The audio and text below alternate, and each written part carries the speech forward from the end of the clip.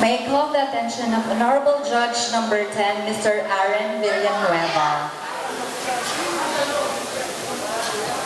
Hello po. Good morning.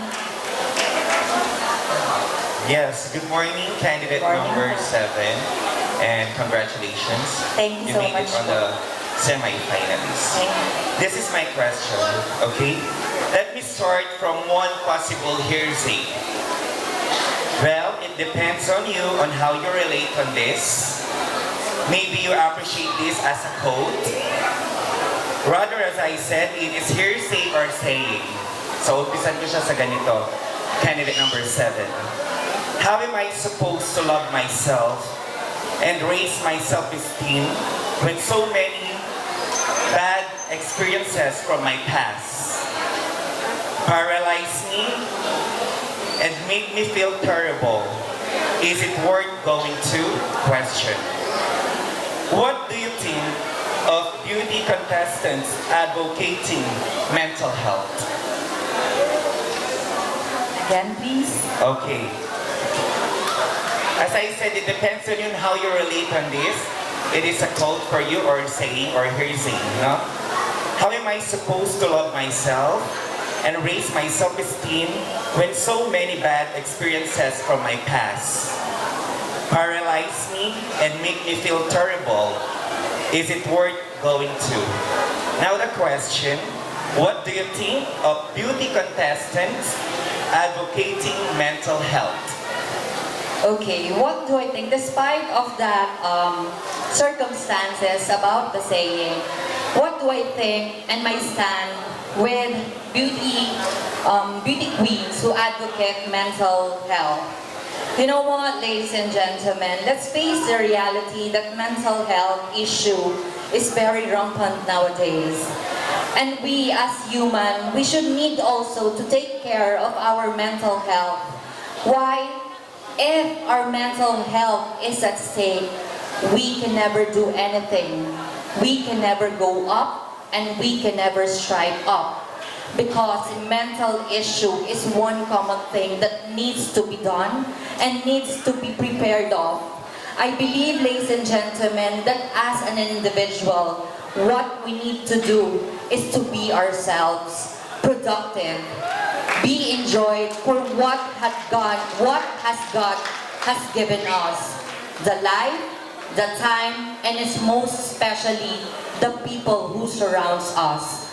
There are certain people who stood up because of us. We become their inspiration. And I myself, as a beauty queen, I've become an inspiration and a role model to each and everyone who is surrounding me. Always remember this, ladies and gentlemen, that the biggest blessings in our lives is simply the presence of people who care much, whose love is for real, and see us much beyond of ourselves. Therefore, at the end of the day, we should never ever grow tired of helping, never ever quit on moving forward, for you will never know how many people are looking up to you and see you as their inspiration, because your life matters and your individuality truly counts. Thank you so much. Good morning, honorable panel, and to the audience tonight. Maraming salamat po for staying this way. I have chosen judge number 2, Mr. Alfrances Lagason. Good morning po. Good morning. My question is, unang tanong pala, no? Graduate ka ng mass comm, di ba? Yes pa. So I think it's very appropriate for you to be asked this question. So, a lot of Filipinos are victims of fake news and historical revisionism. So I'm sure you're familiar of those concepts. So how could you be an advocate against these problems? So ulitin ko, a lot of Filipinos are victims of fake news and historical revisionism. How could you be an advocate against these problems? The reason behind why education is very important, because from the very first level of our courses in elementary, there is already what we call the Araling Panlipunan. From that itself, the authenticity is based on data that you have to study hard and know and seek for what is the truth.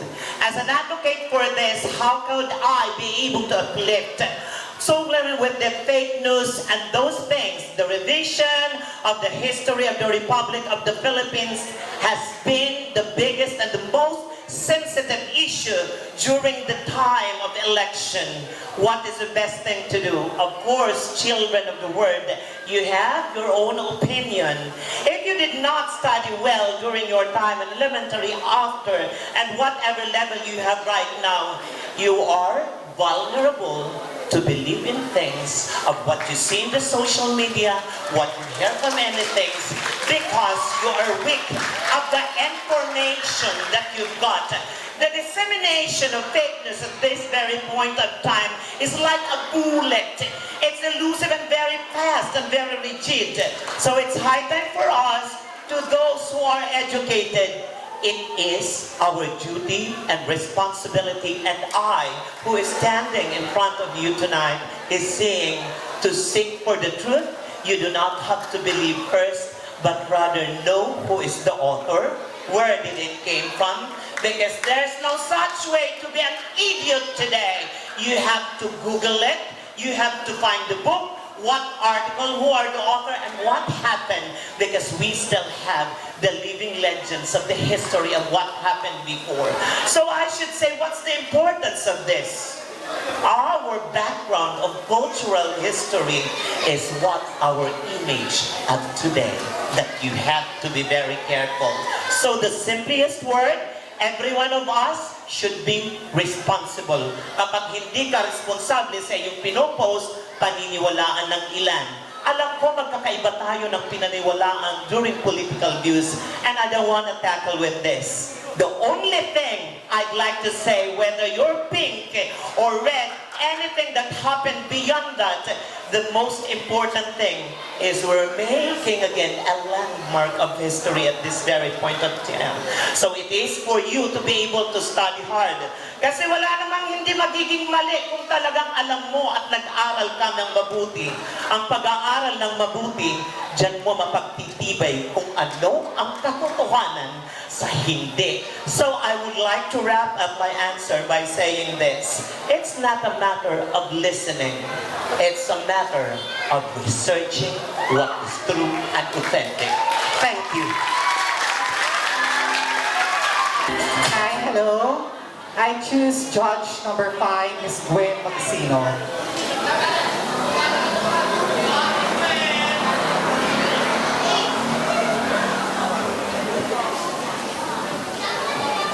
Good evening, item number 6. Hello po, good evening. Good morning na po. What is a modern LGBTQIA member for you? What is a modern LGBTQIA member for you? Okay, thank you so much for that very interesting question. A modern LGBTQI member is something has to be having heart. Why do I say so? Because when you have a heart, then you can do everything, and the rest is the history. Standing in front of you is a living proof that we LGBT are unique in our own very special little way. To be honest, my dear friends, my father is only a tricycle driver, and my mother is a plain housewife. At hindi ko po kinahihiya yun. To be honest, my dear friends, they actually live my life as simple as it is, but try to make it. Sometimes my father, I am dreaming, I ask him, Father, could I enter my college years? But to be honest, my father directly answered, I'm so sorry, my dear child. We cannot do everything because we have an insufficient money for you to continue your education. But then again, ladies and gentlemen, I study hard, I pursue, and I actually entered to a university here in Angeles City with inspired scholarship degree. In my elementary years, I graduated salutatorian. In my high school years, I graduated valedictorian. And in my college years, humbled and to inspire my LGBTQIA+ member, I graduated certified magna cum laude. Ladies and gentlemen, we in our umbrella are unique in our own special way to continue our legacy. Hindi po kami basta-basta sapagkat kung meron po kami mga pangarap, then we are modernized by what we are. Who are our judges, our educators, our teachers, entrepreneurs. These are what we call the LGBTQI+ member. And I think isa sa mga pinakamagandang legacy na masasabi ko, minsan sa aming istorya ng buhay, may isang baklang na pangiti kayo. And we are standing that we are living proof that no matter what will happen, still we are all God unique way and accepted. So I therefore say, ladies and gentlemen, do not hesitate to ask us what we have right now, because at the end of the day, we are all equal in the eyes of God. And even though we are equal, what man and woman can do, I believe, straight in your eyes, we LGBTQIs can do better. Mabuhay ang lahi ng mga bakla. Dahil po salamat. I picked up Mr. Rick Canlas.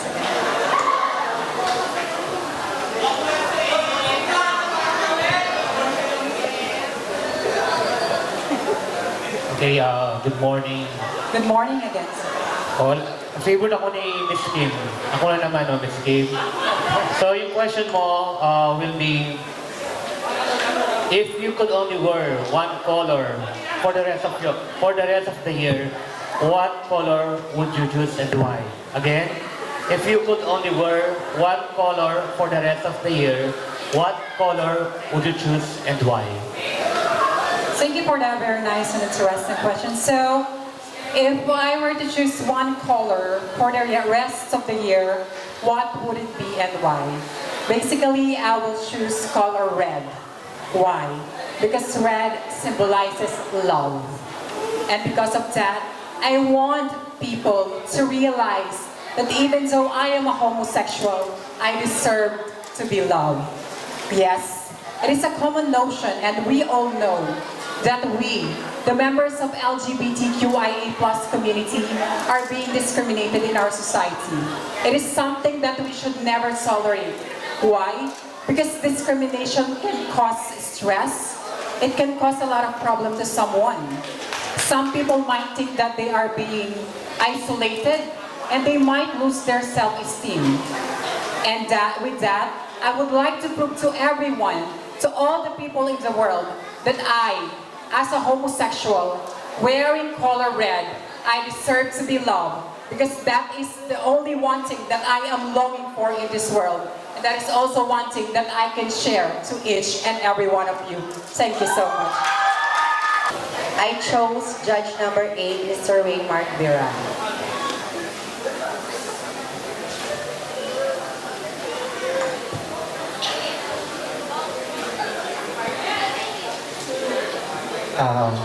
Good morning, candidate number 9.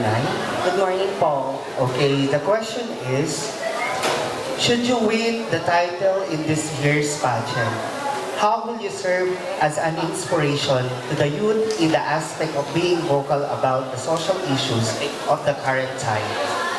I repeat, should you win the title in this year's pageant, how will you serve as an inspiration to the youth in the aspect of being vocal about social issues of the current time?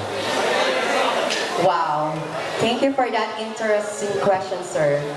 First and foremost, as a part of the youth, it doesn't matter if I win the crown or the title for tonight, but what matters most is the legacy and the inspiration that I will leave when I leave this stage. Because you know what, ladies and gentlemen, I came here not just only for the title or the cash prizes, but I came here to voice out whatever social issue that we are facing currently nowadays. Because I always believe that me as an individual, I can make a big impact by simply saying that we are loved because we are all created equally by God. Because alam ko naman po mga kaibigan, na ikaw bilang isang tao, hindi mo kailangan ng corona upang maging inspirasyon sa iba. Bagkus kailangan mo ang iyong puso para mapakita sa kanila kung gaano kasarap mabuhay sa mundong ginagalawan. Dahil alam naman po natin, anuman ang problemang ating haharapin, pag nandyan ang Panginoon, hindi tayo matatalo. Dahil ako bilang isang bakla, para akong uminom ng cobra. Pag meron ka nito, wala kang talo. Dahil ako ay isang sirena, kahit anong gawin nila, bandera ko ay hindi tutumba. Thank you! Till our fourth runner-up! Our fourth runner-up goes to candidate number 9, Miss Chris Bernal. Congratulations, Miss Chris Bernal.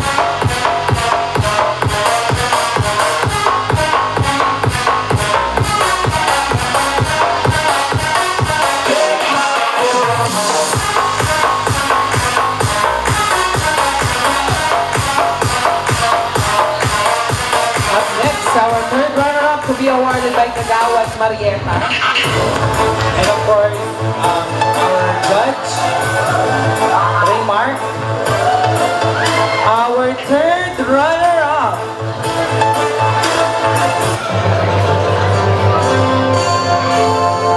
Our third runner-up goes to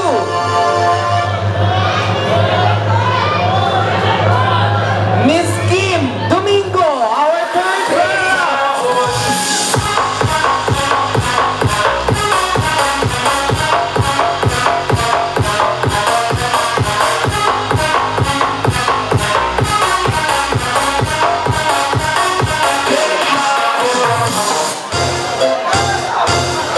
Congratulations, Miss Kim Domingo. Our second runner-up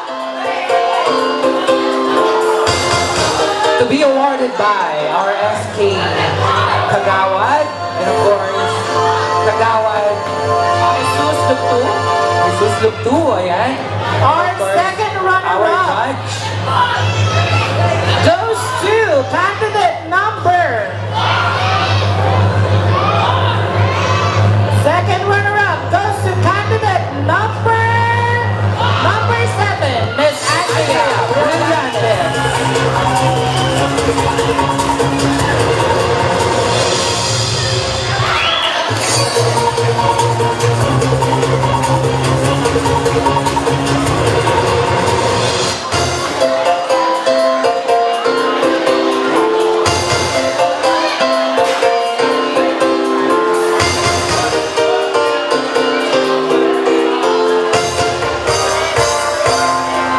And now our first runner-up to be awarded by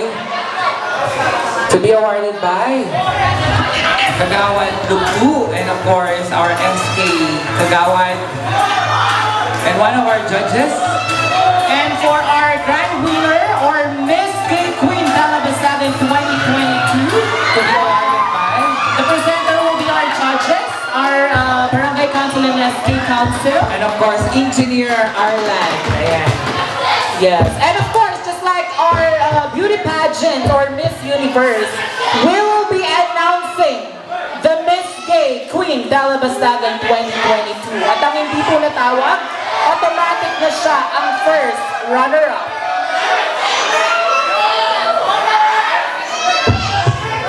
So again, our Miss Gay Queen